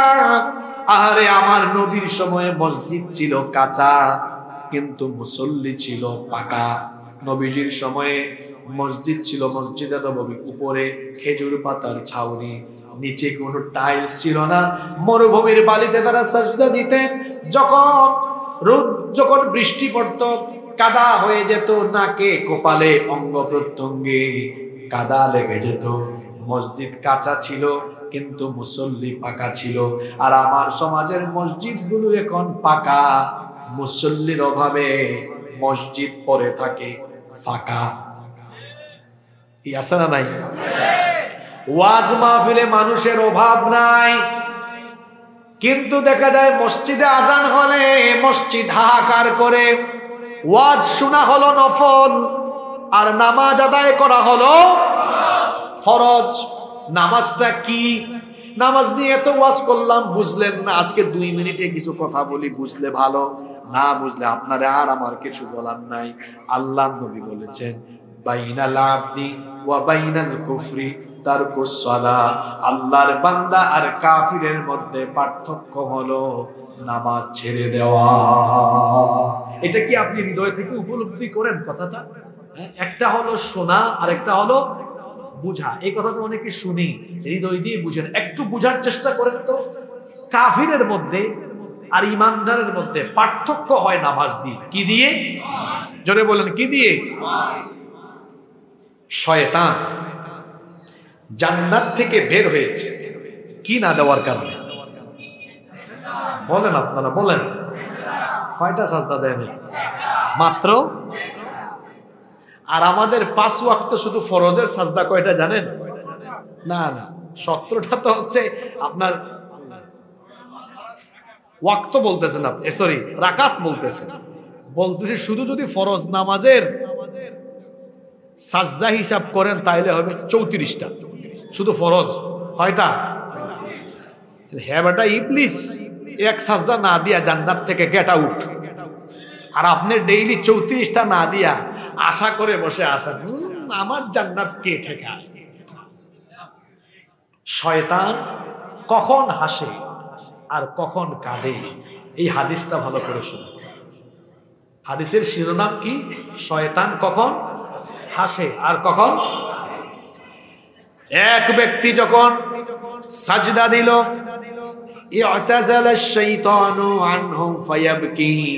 শয়তান ওই ব্যক্তির কাছ থেকে দূরে চলে যায়, গিয়ে মনের ব্যথায় মনের যন্ত্রণায় সে তখন কান্নাকাটি আরম্ভ করে। আর সে বলতে থাকে, ইয়া ওয়াইলি, হায় দুর্ভাগ্য, আফসোস আমার, উমির ইবনু আদম বিসসুজুদ ফাসাজাদা ফালাহুল জান্নাহ। আদম সন্তানকে সাজদার আদেশ দেওয়া হলো, সে সাজদা দিল, তার জন্য জান্নাত হাসিল করে ফেলল। আমার জন্য সাজদার হুকুম দেওয়া হয়েছিল, ফাআবাইতু ফালিন্নার, আমি সেই সাজদার হুকুমকে অমান্য করে জাহান্নামের অধিবাসী হয়ে গেলাম। বান্দা যখন সাজদা দেয়, নামাজ আদায় করে, শয়তান তখন কাঁদে। আর বান্দা যখন নামাজ ছেড়ে দেয়, শয়তান তখন হাসে। এখন আপনারা বলেন দেখি, 5 ওয়াক্ত ডেইলি যারা নামাজ ছাড়ে তারা কারে হাসায়, কাকে খুশি করে? এইরকম কুতুবই প্যান্ডেলে নাই? হ্যাঁ, আজকে ফজর, জোহর, আসর, মাগরিব, এশা তো সামনে আছে, এর সাথে আমরা আছি এখন। এই এতগুলা নামাজ ছাইরা দিয়া কারে হাসাইছেন আমারে বলে? চিন্তা করতেছেন কথাগুলা? যুবক ভাইরা সাজদা দেন না কেন আল্লাহকে? এখন তো সাজদার বয়স, বুড়া অনেক মানুষ মেরুদণ্ডে ব্যথা, হাঁটুতে ব্যথা নিয়ে রুকুও দিতে পারবে না, সাজদাও দিতে পারবে না, আফসোস করবে, আহারে আমি যদি আবার যৌবন ফিরে পেতাম। আর এই যৌবনের সাজদার দাম কত বেশি, কত বেশি শুনেন। কিয়ামতের ময়দানে আল্লাহ বলবেন, 18, 20, 22, 24, 26, 30 বছরের যুবকেরা কোথায়? ফেরেশতারা বলবে আল্লাহ তাদেরকে দিয়ে কি করবেন? কয় জানো না কি করব? তার পুরা যৌবনে আমারে শুধু সাজদা দিয়েছে, আজকে ডেকে আনো, আমি এই যুবকদেরকে আমার আরশে আজিমের ছায়ার নিচে জায়গা দিব। সুবহানাল্লাহ। আমার 14 গ্রামের যুবক ভাইরা কি আল্লাহর আরশে আজিমের নিচে ছায়া পেতে চান না? আজান হলে যাব কোথায়? জোরে বলেন, আজান হলে যাব কোথায়? নামাজে গেলে শয়তান, বলেন শয়তান, না গেলে শয়তান। আপনারা হাসাবেন না কাঁদাবেন? জোরে বলেন, শয়তানকে হাসাবেন না কাঁদাবেন? আজ থেকে ফরজ নামাজ 1 ওয়াক্ত কাজা করব না, রাজি আছেন? আল্লাহ কবুল করেন। নামাজ নিয়ে আরেকটা উদাহরণ দেই। আল্লাহ না করুক রাস্তায় একটা ভয়াবহ অ্যাক্সিডেন্ট হলো। এই অ্যাক্সিডেন্টে যদি 4-5 জন মানুষের এই যে এই অংশটা গলা থেকে এই উপরের মাথাটা যদি থেতলে যায়, সব মাথা যদি থেতলে যায় সবার, আপনারা আমাকে বলেন তো এই থেতলে যাওয়া 4-5 জন ব্যক্তির পরিচয় ডিএনএ টেস্ট করা ছাড়া কি শনাক্ত করা সম্ভব? দেখা মাত্রই কোনো মানুষকে চেনার উপায় হলো তার মাথা, এই ফেস থাকলে তাকে কি করা যায়? চেনা যায়। তাহলে বোঝা গেল আমাদের 3.5 হাত বডির গুরুত্বপূর্ণ একটা অংশ হলো মাথা। মাথা ছাড়া কোনো ব্যক্তির পরিচয় পাওয়া যায় না। ইসলামের যে ইবাদতের পূর্ণাঙ্গ বডি বা ইমারত আছে, এর মধ্যে মাথা বা মগজে অবস্থিত যে ইবাদত, সেটা হলো as-salatu hiya রাসুল ইবাদাহ। নামাজ হলো ইবাদতের মগজ, ইবাদতের মাথা। মাথা কেটে ফেললে যেমন কোনো ব্যক্তির পরিচয় পাওয়া যায় না, ঠিক তেমনি ইসলামের ইমারতের মাথা, মগজ, নামাজকে বাদ দিয়ে কোনো ব্যক্তি পূর্ণাঙ্গ মুসলমান হতে পারবে না। অন্য মুসলমানের নাম থাকলেও ও মুসলমান হতে, যার মধ্যে নামাজ নাই তার মধ্যে ঈমান নাই। কয় হুজুর কে বলছে ঈমান নাই? আমার বাপ আমার নাম রেখেছে ঈমান আলী, আমার ঈমান থাকে না কেমনে? আমার দেশের বেশিরভাগ মানুষের নামের সাথে কাজের কোনো মিল নাই। বাবা নাম রেখেছে ফজর আলী, ফজর আলী ফজরের নামাজ পড়ে না, ঘুম থেকে উঠে সকাল 10টায়। আরেকজনের নাম তার বাপ রেখেছে জোহর আলী, জোহর আলী জোহরের নামাজে যায় না। আরেকজনের নাম রমজান আলী, রমজান মাসে দুপুরবেলা গাঞ্জা টানে। আরেকজনের নাম কুরবান আলী, সামর্থ্য আছে কিপটা বেটা কুরবানি দেয় না। আরেকজনের নাম ঈমান আলী, 2-3 হজ করে এসে পাশা কুটে বলে, কিরে তোরা আমারে হাজি ডাকস কেন? আমি কি এখন হাজি আছি নাকি? আমি তো সিনিয়র, 2-3 হজ করছি, আলহাজ বলিস। তার নাম হলো আলহাজ ঈমান আলী, আর তার কাম হলো এলাকার যত সুদ আছে, ঘুষ আছে, চাঁদাবাজি, টেন্ডারবাজি, লুটতরাজ, হানাহানি, মারামারি, চুগলখুরি, অর্থাৎ সব অপরাধের সাথে তার সম্পৃক্ততা আছে। এই লোক নামে হলো ঈমান আলী, কাজে করবে বেঈমান আলী। এরকম বহুত বেঈমান আলী আমার সমাজে নাই? চিন্তা করেছেন? বলে আমি মুসলমান কিন্তু নামাজ, যে ব্যক্তি মুসলমান হয়ে নামাজ ছেড়ে দিয়ে তাকে মুসলমান বলে, ওই ব্যক্তি মুসলমান নয়, ওই ব্যক্তি বেঈমান, তার ঈমান নাই। মুসলমানের সবচেয়ে বড় পরিচয় হলো সে নামাজ ছাড়বে। আল্লাহর নবী সতর্ক করেছেন, শেষ জামানায় মসজিদগুলো হবে মাসাজিদুহুম আমিরাহ ওয়া হিয়া খারাবুম মিনাল হুদা। মসজিদগুলো হবে চাকচিক্যময়, কিন্তু মসজিদগুলো হেদায়াত শূন্য হবে। আমরা কি আমাদের মসজিদকে হেদায়াত শূন্য করব না হেদায়াত দিয়ে পূর্ণ করব? জোরে বলেন, হেদায়াত দিয়ে। তাহলে আজান হলে যাব কোথায়? আল্লাহর নবী আরো বলেছেন, সায়াতি আলান নাসি জামান, অচিরেই মানুষের উপরে এমন এক জামানা আবির্ভূত হবে, লা ইয়াবকা মিনাল ইসলামি ইল্লা ইসমুহু ওয়া লা ইয়াবকা মিনাল কুরআনি ইল্লা রাসমুহু মাসাজিদুহুম আমিরা ওয়া হিয়া খারাবুম মিনাল হুদা উলামাউহুম শাররুম মান তাহতা আদিমিস সামা। আল্লাহর নবী বলেছেন, এমন এক জামানা আসবে ইসলাম নামে মাত্র থাকবে, কিন্তু ইসলামের মূল কোনো শিক্ষা সমাজে প্রতিফলিত হবে না। কোরআনের অক্ষরগুলো কোরআনের পাতায় লেখা থাকবে, কিন্তু কোরআনের কোনো শিক্ষা সমাজে থাকবে। আজকে বাস্তবতা মিলায় দেখেন, ইসলাম শুধু নামে আছে, কিন্তু ইসলামের কোনো শিক্ষা আজকে আমার দেশের কোনো জায়গায় নাই। ব্যক্তি, পরিবার, সমাজ, রাষ্ট্র পর্যন্ত ইসলামের রীতিনীতি নাই, বরং আছে উল্টা। আল্লাহর আইন হলো একটা, আর মানুষ আল্লাহর আইনের বিপরীতে আইন বানিয়ে রেখেছে আরেকটা। আজকে রাষ্ট্রীয় পর্যায়ে আল্লাহর আইনের বিরুদ্ধে বিদ্রোহ করে রাষ্ট্রীয় পর্যায়ে শিরক হয়, যেই শিরকের নাম হলো আশশিরকু ফিল ইবাদাহ। আশশিরকু ফিল কিভাবে হয়? আমার দিকে তাকান, খুব দামি দামি কথা চলে যাচ্ছে। আপনাদের এই পাশাকুটে 17 বছরের মুন্না 15 বছরের মুন্নিকে যদি বিয়ে করে, এটা আপনাদের দেশের আইনে ভালো কাজ না অপরাধ? জোরে বলেন। এটার নাম কি বিবাহ? জি, যে হুজুর বিয়ে পড়াবে হুজুর সুদ্ধা জেলে ঢুকবে। এবার আপনারা আমাকে বলেন, এটা কি আল্লাহর আইনে অপরাধ?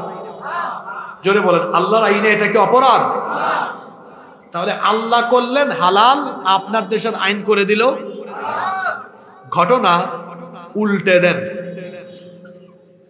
17 বছরের মুন্না 15 বছরের মুন্নিকে নিয়ে লাউতলা, ঝাউতলা, জামতলা, গাছতলা, বটতলায় বুট খায়, বাদাম খায়, একটার হাত ধরে বসে থাকে, কবুতরের জুড়ার মতো বসে ঢলাঢলি মাখামাখি করে। এটা আল্লাহর আইনে অপরাধ এবং হারাম।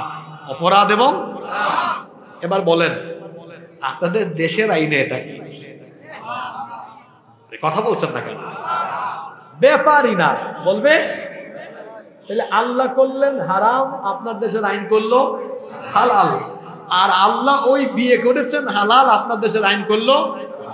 এইভাবে হালালকে হারাম বানিয়ে দেওয়া, হারামকে হালাল বানিয়ে দেওয়া, এটা হলো রাষ্ট্রীয় পর্যায়ে আল্লাহর ইবাদতের সাথে শিরক করা। লা ইয়াবকা মিনাল ইসলামি ইল্লা ইসমুহু ওয়া লা ইয়াবকা মিনাল কুরআনি ইল্লা রাসমুহু।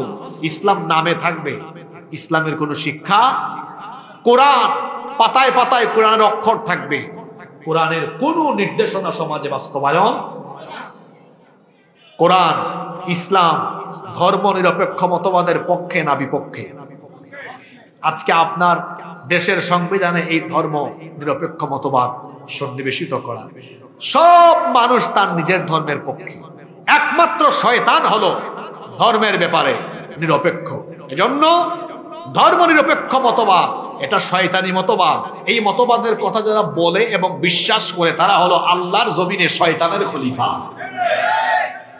তারপরে কি?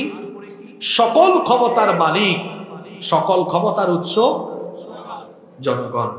তো জনগণ তো আমিও, জনগণ তো আপনিও। তো আমরা যদি সকল ক্ষমতার মালিক হই, আমাদের সর্দি, জ্বর, কাশি, পেট ব্যথা, মাথা ব্যথা এগুলো হয় কেন? আপনি না সকল ক্ষমতার মালিক। আপনার নিজের শরীরের নিয়ন্ত্রণ ক্ষমতা আপনার হাতে নেই, আপনি কিভাবে সকল ক্ষমতার মালিক হন? এটা হচ্ছে একটা পাম দিয়ে জনগণের কাছ থেকে ভোট নেওয়া। ভোট নেওয়ার পরে ক্ষমতা যখন পাইল, তাদের যুক্তি অনুযায়ী যদি সকল ক্ষমতার মালিক জনগণ হয়, তাহলে জনগণ চাইবে যতক্ষণ ক্ষমতায় থাকবে ততক্ষণ, চাইবে না যখন নেমে যাবে তখন। কিন্তু জনগণ যদি বলে আমরা আপনাকে চাই না, তখন বুঝাই দিবে সকল ক্ষমতার মালিক আপনি, আমি জনগণ না তারা। তখন দেখা যাবে ক্ষমতার অপব্যবহার করে স্বৈরাচারী হয়ে আপনার ট্যাক্সের পয়সায় কেনা গুলি আপনার বুকের ভিতর ঢুকাই দিয়ে আপনারে মাইরা ফেলবে।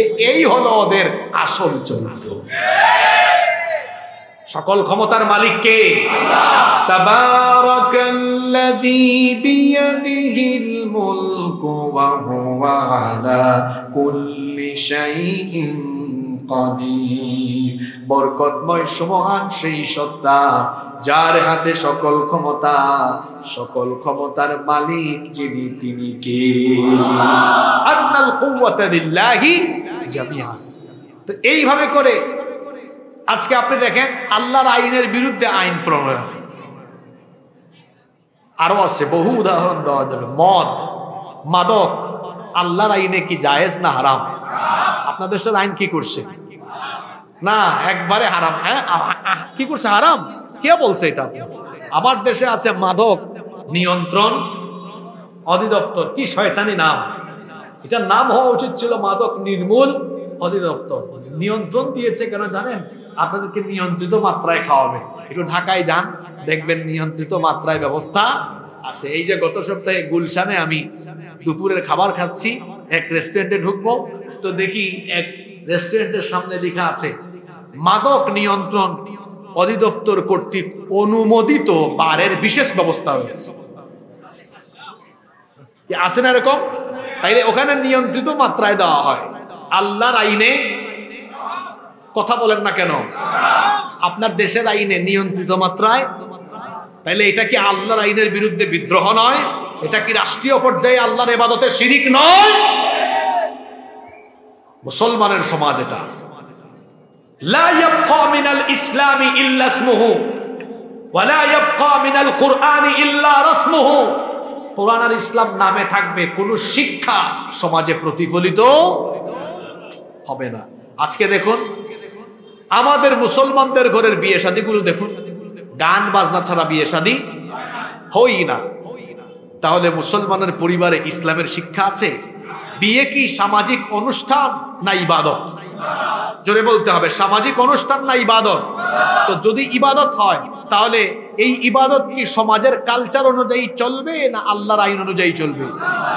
বিয়েটা তো হওয়া উচিত রসুলের তরিকায়, কিন্তু এখন বেশিরভাগ বিয়ে হয় শয়তানের তরিকায়। কিরকম? সেখানে গায়ে হলুদ হয়, সেখানে থাকদিন না দিন দিন নাচ গান বাজনা, সেখানে দেখা যায় নারী পুরুষের সংমিশ্রণ, অবাধে মেলামেশা। এখন বিয়ের মতো একটা পবিত্র ইবাদত, এটা যদি নাপাকি দিয়ে শুরু হয়, গান বাজনা দিয়ে শুরু হয়, আমি বলে গেলাম এই দম্পতির দাম্পত্য জীবন থেকে যে সন্তান পয়দা হবে, যেগুলো আসবে, ওগুলোও থাকদিন না দিন দিন ঝাঁকানাকা মার্কা অসভ্য বর্বর সন্তান হবে। ওর শুরুটা ভালো ছিল। আমার অবিবাহিত ভাইদেরকে বলে যাব, সামনে আপনারা বিয়ে করবেন, এই বিয়ে শাদী শয়তানের তরিকায় হবে না। আমাদের বিয়ে শাদীর অনুষ্ঠানগুলো হবে কার তরিকায়? জোরে বলেন, কার তরিকায়? রসুলের তরিকায়। রাজি আছেন তো? শেষ জামানার আরেকটি ফিতনার কথা বলে আমি আজকে শেষ করব ইনশাআল্লাহ। আল্লাহর নবী বলেছেন আখিরি জামানায় ঘন ঘন বিভিন্ন ধরনের বালা মুসিবত আসবে। এই বালা মুসিবত গুলো কেন আসবে? আল্লাহর নবী বলেছেন ঘন ঘন ভূমিকম্প হবে, ঘন ঘন প্রাকৃতিক দুর্যোগ দেখা দিবে। এর কারণ হলো ইদা কানাল মাগনামু দুওয়ালা, রাষ্ট্রীয় সম্পদকে নিজের সম্পদ মনে করে যখন রাষ্ট্রীয় দায়িত্বে থাকা লোকজন ভোগ করা আরম্ভ করবে, তখন এই বিপদ আসবে। আজকে আমার সমাজে কি এই ধরনের লোক নেই যারা রাষ্ট্রীয় সম্পদকে নিজের বাপ দাদার সম্পদের মতো ভোগ করে? যদি বলেন নাই। ফেরাউন গেল, সে কি বলল? আমার পিয়ন ছিল কত কোটি টাকার মালিক, কি ছাড়া চলে না? পিয়নের অবস্থা যদি এই হয়, বাকিগুলোর অবস্থা কি হবে বুঝতেই তো পারছেন। এই জন্য তো চোরের দল জামাতের সাথে পালিয়ে গিয়েছে। ইদা কানাল মাগনামু দুওয়ালা, রাষ্ট্রীয় সম্পদ যখন নিজের সম্পদ মনে করে ভোগ করা আরম্ভ করবে, ওয়াল আমানাতু মাগনামা, যখন আমানতের খেয়ানত আরম্ভ হবে, ওয়াজ যাকাতু মাগরামা, যাকাতকে মানুষ যখন জরিমানার মতো মনে করবে, তুআল্লিমা লিগাইরিদ দ্বীন, দ্বীনি শিক্ষা বিবর্জিত শিক্ষা ব্যবস্থা যখন চালু হবে, ওয়া আতাআর রাজুলু যাওজাতাহু ওয়া আক্কা উম্মাহু, মানুষ যখন বউয়ের আনুগত্য আরম্ভ করবে আর মায়ের সাথে বেয়াদবি আরম্ভ করবে, ওয়া বাররা সাদিকাহু ওয়া জাফা আবাহু, তার বাপের সাথে বেয়াদবি করবে, বন্ধুর সাথে ভালো আচরণ করবে, ওয়ারতাফাআতিল আসওয়াতু ফিল মাসাজিদ, মসজিদে হই হুল্লোড় বাড়বে। তারপরে আল্লাহর নবী বলেছেন ওয়াসাদাল কবিলাতা ফাসিকুহুম, ফাসিকরা বিভিন্ন কবিলা গোত্রের সমাজের নেতা যখন হয়ে যাবে, ওয়াকানা যাঈমুল কওমি আরযালাহুম, শুধুমাত্র ডরে ভয়ে যখন খারাপ লোকদের নেতৃত্ব মেনে নিয়ে তাদেরকে সম্মান করা হবে, ওয়াশুরিবাতুল খুমুর ওয়া লুবিসাল হারির, মাদককে যখন মানুষ সহজলভ্য মনে করে সেবন আরম্ভ করবে, আর মানুষ যখন রেশমি পোশাককে জায়েজ মনে করবে, ওয়াতুখিদাতুল খাইরাতু ওয়াল মাআজিফ, নায়িকা গায়িকাদেরকে যখন, নর্তকীদেরকে মানুষ যখন গ্রহণ করবে, এই রকম পরিস্থিতিতে আমার উম্মত যখন ধাবিত হবে, যেগুলার কথা বললাম সমাজে আসে না নাই? এগুলা আসে না নাই? আল্লাহর নবী বলেছেন যদি এগুলো আরম্ভ হয়ে যায় তাহলে আমার উম্মতের মধ্যে এমন অবস্থা আসবে, ফালিয়ারতাকিবু ইনদা যালিকা রিহান হামরাউ আও খাসফান আও মাসখান ওয়া কাদফান, আল্লাহর নবী বলেছেন অপেক্ষা করো, আগুনের বায়ু গজব আসবে, চেহারার বিকৃতির গজব আসবে, ভূমিধস আসবে, ভূমিকম্প আসবে। এই হাদিসে প্রায় 15টি অপকর্মের কথা বলা হয়েছে। আজকে মিলায়া দেখেন 15টা অপকর্ম আমার সমাজে চালু আছে। এই অপকর্ম থেকে নিজেকে সেফ রাখতে না পারলে এই ভয়াবহ জামানার ফিতনায় আমরা নিজেরা শেষ হয়ে যাব। সর্বশেষ আপনাদের প্রতি আমার আরজি, আবেদন থাকবে, অনুরোধ থাকবে, এই ফিতনার জামানা থেকে আসুন, নিজেকে ফিতনা থেকে বাঁচাই। এমন এক যুগে বাস করি আমরা, নিজের ঈমান ঠিক রাখা আজকে বড় কঠিন। বললাম তো মোবাইলের কথা, পত্রিকা হাতে নিয়েছেন, পত্রিকা পড়বেন, ওখানেও নগ্ন অর্ধনগ্ন মহিলাদের ছবি দিয়ে রেখেছে। আপনি রাস্তাঘাটে বের হয়েছেন, বিলবোর্ড, সাইনবোর্ড, বিভিন্ন বিজ্ঞাপনে নগ্ন অর্ধনগ্ন বিভিন্ন বিজ্ঞাপন দিয়ে রাখা হয়েছে। আপনার চোখের হেফাজত এটা যেন আজকের যুগে বড় চ্যালেঞ্জের ব্যাপার হয়ে দাঁড়িয়েছে। এই ফিতনার জামানায় নিজের ঈমানকে বাঁচিয়ে রাখা হবে সবচাইতে বড় কঠিন। এই কঠিন কাজটা করতে পারলে পরীক্ষা যত কঠিন হয়, ফলাফলও, পুরস্কারটা তো তেমন হওয়ার কথা। এই জন্য তো নবীজি বলেছেন, সাহাবীদেরকে একদিন বললেন, নবীজি একদিন কুবার মসজিদ থেকে, শেষ হাদিসটা শুনেন, কুবার মসজিদ থেকে বের হয়ে হাঁটতেছেন। আল্লাহর নবী তখন বললেন, আমি আমার ভাইদের ব্যাপারে চিন্তা করছি। সাহাবীরা তখন বললেন, আপনার ভাই কারা? আমরা কি আপনার ভাই নই? নবীজি বললেন, না, তোমরা আমার ভাই না, তোমরা আমার সাহাবী। তখন তারা বললে, আপনার ভাই কারা? নবীজি তখন বললেন, ওই যে শেষ জামানায় তোমরা তো আমাকে দেখেছো, আমি কিভাবে নামাজ পড়ি, আমি কিভাবে ইবাদত করি, দেখে দেখে শিখেছো। তোমরা তো আমার চেহারাও দেখেছো, কিন্তু আমাকে না দেখে, আমার চেহারা না দেখে, আমার ইবাদতের সিস্টেম না দেখেও যারা আমার প্রেমে মাতোয়ারা হয়ে আমাকে অনুসরণ করবে, তারা আমার ভাই। কিয়ামতের দিন যদি তোমাদের দিকে আমার রহমতের নজর যায় একবার, যারা আখেরি জামানায় আমার আদর্শের উপরে অবিচল থাকবে, তাদের উপরে আমার রহমতের নজর যাবে 100 বার। সেই নবী আমার আপনার জন্য কেঁদে গিয়েছেন, আবার সামনে কাঁদবেনও। যখন কবর খুলে যাবে, কবর খুলে যাওয়ার পরে ইসরাফিলের দ্বিতীয় সিংহার পরবর্তী অবস্থা এটা, কবর খুলে যাওয়ার পরে সর্বপ্রথম কবর থেকে উঠানো হবে আমার আপনার নবী মুহাম্মদুর রাসূলুল্লাহ সাল্লাল্লাহু আলাইহি ওয়াসাল্লাম। ফায়াবকি ওয়া ইয়াকুল, অতঃপর তিনি কাঁদবেন আর বলবেন, ইয়া জিবরিল আইনা উম্মতি। তখনও তিনি বলবেন, হে জিবরিল, আমার উম্মত কোথায়? জিবরিল বলবেন, আপনি কি কবর থেকে উঠে আপনার উম্মতের কথা স্মরণ করছেন? তিনি বলবেন, কেন স্মরণ করব না, কেন স্মরণ করব না, কারণ আমি ছাড়া তো আমার উম্মতেরা কে? যখন রাসূলের আদর্শের উপরে টিকে থাকতে হলে নিজের জীবনের সব কিছুতে যাকে ফলো করে জীবন চালাতে হবে, তিনি আমার আপনার নবী মুহাম্মদুর রাসূলুল্লাহ সাল্লাল্লাহু আলাইহি ওয়াসাল্লাম। চলাফেরা, নিজের চলাফেরা, কথা বলা, নিজের সব কিছুকে রাসূলের আদলে তৈরি করতে হবে। দেখেন না, এখন চুল রাখে মেসি কাটিং, নেইমার কাটিং। যুবক ভাইদের কথা বলছি আর কি। এখন তার চুলের কাটিং মেসি কাটিং আর নেইমার কাটিং হবে কেন? একজন যুবক তো মাথা থেকে পা পর্যন্ত অনুসরণ করবে মুহাম্মদুর রাসূলুল্লাহ সাল্লাল্লাহু আলাইহি ওয়াসাল্লাম। আপনি যাকে অনুসরণ করছেন ওদের চরিত্রের কোনো ঠিক ঠিকানা নাই। যুবক ভাইদের চরিত্র মেসি আর নেইমার নয়, তাদের আদর্শ, আদর্শ হবেন মুহাম্মদুর রাসূলুল্লাহ সাল্লাল্লাহু আলাইহি ওয়াসাল্লাম। এখন চুলের কাটিং দেখলে আমার বড় অবাক লাগে। আপনারা দেখবেন চুলের কাটিং এখন অনেকে চুল রাখে ডানেও নাই, বামেও নাই, পিছনেও নাই, শুধু এই মাঝখান দিয়ে আছে। দেখলে মনে হয় যেন পাখির বাসা। ওই যে দেশি মুরুগ, আমি জানি না আপনারা আপনাদের এলাকায় আঞ্চলিক ভাষায় কি বলেন। দেশি মুরুগের মাথার মধ্যে দেখবেন ওই যে, এটাকে আমাদের এলাকায় বলে জুট, অনেক এলাকায় জুটি বলে, চুট বলে। আপনারা কি বলেন? এটার নাম আমি দিয়েছি, কি বলেন আপনারা? জুট না জুটি? এটার নাম হলো মুরগা জুটি কাটি। এরকম চুল অনেকের আছে না? আমি তো একটু মঞ্চ একটু উঁচা হওয়ায় দেখা যাচ্ছে, তো এখানে অপু একজন আছে দেখা যাচ্ছে, মাথাটা একটু ঝুঁকাই ঝুঁকায় রাখতেছে, তারপরে এইদিকে ব্লেড দিয়ে একটু টান মারে, আছে না? এরকম চলা যাবে না। তারপরে কি করে? প্যান্ট, পায়জামা, লুঙ্গি, নামাতে নামাতে কোথায় চলে গিয়েছে? টাকনোর নিচে চলে গিয়েছে। এটা কি রাসূলের আদর্শ হলো? আল্লাহর নবী বলেছেন, ওই ব্যক্তির দিকে কিয়ামতের দিন আল্লাহ তাকাবেন না, তার সাথে আল্লাহ কথা বলবেন না, তাকে আল্লাহ পবিত্র করবেন না, এমনকি তাকে আল্লাহ জাহান্নামের আগুন থেকে মুক্তিও দিবেন না। তখন তাকে জিজ্ঞেস করা হলো, গো আল্লাহর নবী, কোন ব্যক্তি সম্পর্কে আপনি এই কথা বলছেন?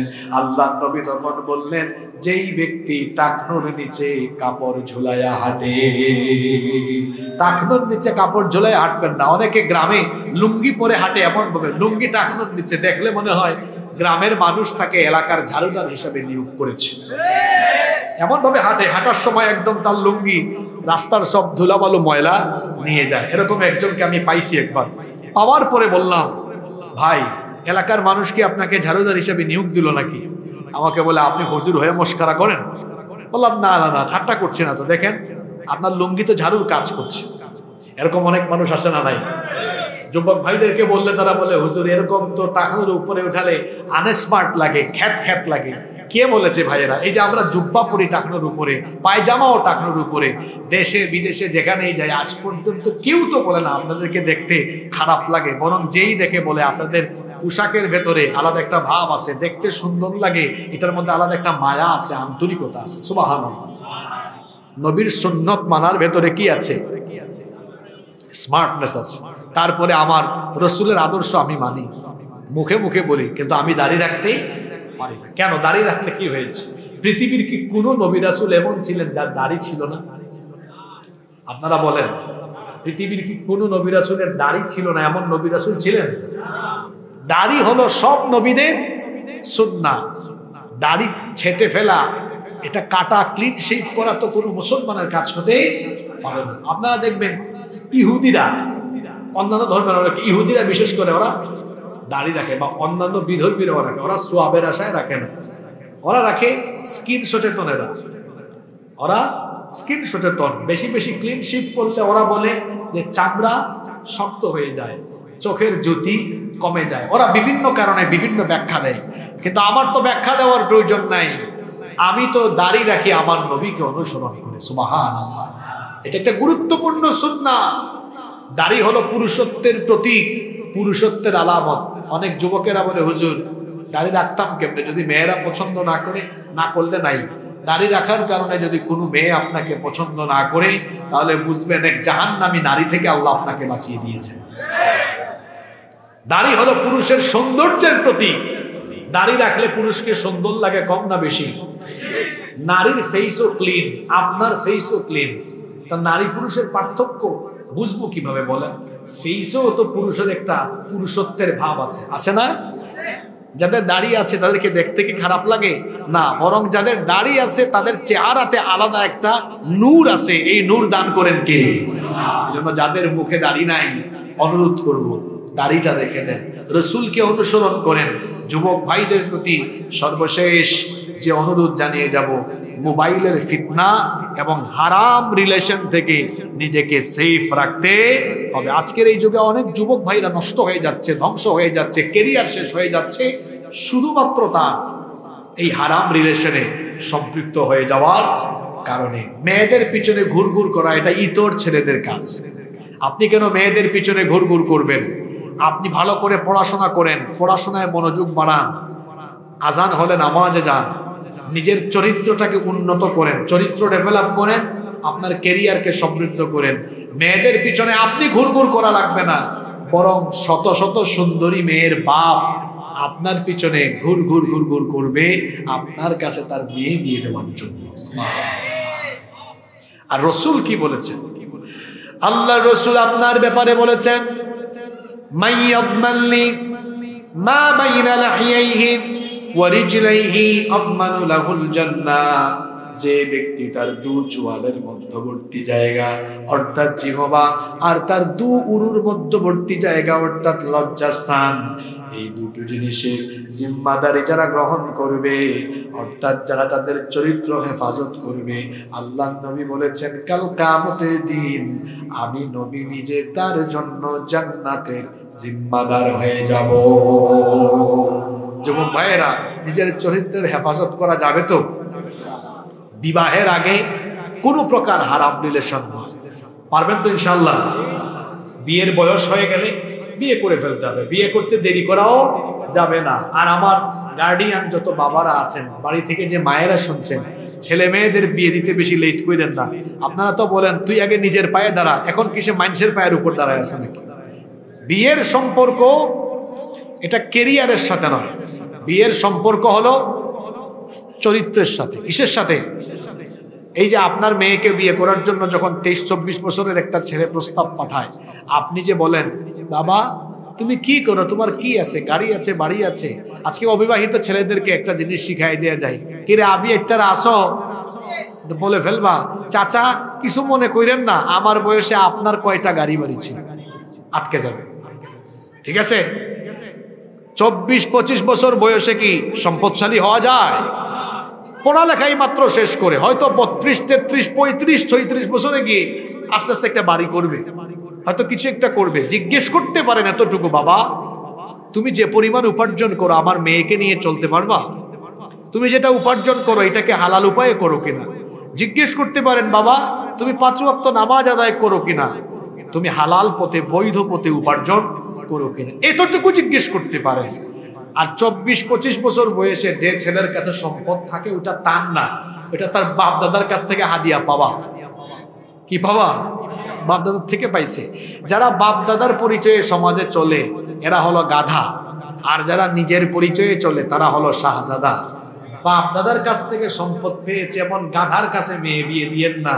যেই ছেলে অল্প টাকা 15, 20, 25, 30 হাজার টাকা উপার্জন করে নিজের পরিচয়ে সমাজে চলে, এইরকম শাহজাদার কাছে মেয়ে বিয়ে দেন, আপনার মেয়ে সুখে শান্তি থাকবে। কথা বুঝতে পেরেছেন? তাহলে গাধা নয়, মেয়েকে বিয়ে দিতে হবে কার কাছে? বিবাহের ক্ষেত্রে তো দিনদারিতা দেখতে হয়। বলেছেন মুহাম্মদ, আমরা বলি সাল্লাল্লাহু, আল্লাহ নবী বলেছেন মেয়েদেরকে বিয়ের সময় 4টা জিনিস দেখা হয়। তুনকাহুল মারআতু লিআরবা, লিমালিহা ওয়া লিহাসবিহা ওয়া লিজামালিহা ওয়া লিদীনিহা। তার বংশমর্যাদা, তার বাপের সম্পদ, তার রূপ সৌন্দর্য, তার দিনদারিতা। নবীজি বলেছেন এই 4টার মধ্যে সবার উপরে ফারফার বিদাতিদ্দীনি তারিবাত ইয়াদাক, দিনদারিতাকে প্রাধান্য দাও। কারণ মান রাযাকাহুল্লাহু ইমরাআতান সালিহা ফাকাদ আ'আনাহু আলা শাতরি দীনি। আল্লাহর নবী বলেছেন আল্লাহ যাকে দয়া করে একজন নেককারী স্ত্রী দান করেছেন, আল্লাহ তাকে ইসলামের অর্ধেক নেয়ামত দান করে দিয়েছেন। তো অর্ধেক পাইলে বাকি আছে কত? আর অর্ধেকের দরকার নাই আপনাদের। ওই অর্ধেকের কথাও নবীজি হাদিসের শেষে বলে দিয়েছেন, ফালইয়াত্তাকিল্লাহা ফিন নিসফিল বাকি। বাকি অর্ধেকের ব্যাপারে সেজন্য আল্লাহকে ভয় করে জীবন পরিচালনা করে, যদি আল্লাহর ভয় অন্তরে থাকে এরকম যদি জীবন চালায়, বাকি অর্ধেক নিয়ামত আল্লাহ তাকে দান করে দিবেন। এজন্য যুবক ভাইদেরকে বলছি, খালি সুন্দরী ললনা জরিনা সকিনা দেখলে দৌড়ায়েন না। এটা যদি দিনদার না হয়, নেককার না হয়, আপনার জীবন একেবারে শেষ হয়ে যাবে। এজন্য দিনদারিতাকে প্রাধান্য দিতে হবে। আমার বাবারা যারা আছেন, ছেলে মেয়ে যারাই বিয়ে দিবেন, দিনদার ছেলে দিনদার মেয়ে, অর্থাৎ দিনদারিতাকে প্রাধান্য দিতে হবে। বহু পরিবার এমন আছে, টাকা আছে, পয়সা আছে, টাইলসওয়ালা বাড়ি গাড়ি সব আছে, কিন্তু পরিবারে কোনো সুখ নাই। কিন্তু টিনের বাড়ি, ছেলে মেয়ে উভয়ে যদি আল্লাহকে ভয় করে দিনদারিতার ভিত্তিতে জীবন যাপন করে, ওই ঘরে সুখ শান্তি বরকত দিয়ে যিনি ভরপুর করে দিবেন তিনি কে? আসুন এই শেষ জামানার সকল ধরনের ফিতনা থেকে, এটাও আর একটা ফিতনা যে বিবাহ শাদীতে আমরা আজকে দিনদারিতা না দেখে সৌন্দর্য, টাকা পয়সা এগুলো দেখি। আসুন আমরা শেষ জামানার চলমান পরিদৃশ্যমান সকল ফিতনা থেকে নিজেদের ইমানকে সেফ রেখে আমরা সবাই আল্লাহর দ্বীনের পথে অটল অবিচল থাকার প্রাণান্তকর চেষ্টা করি। আল্লাহ তাআলা আমাদের সবাইকে তৌফিক দান করেন। আমরা সবাই বলি আমিন। সুবহানাকাল্লাহুম্মা ওয়া বিহামদিকা আশহাদু আল্লা ইলাহা ইল্লা আনতা আস্তাগফিরুকা ওয়া আতুবু ইলাইক। আসসালামু আলাইকুম ওয়া রাহমাতুল্লাহি ওয়া বারাকাতুহু।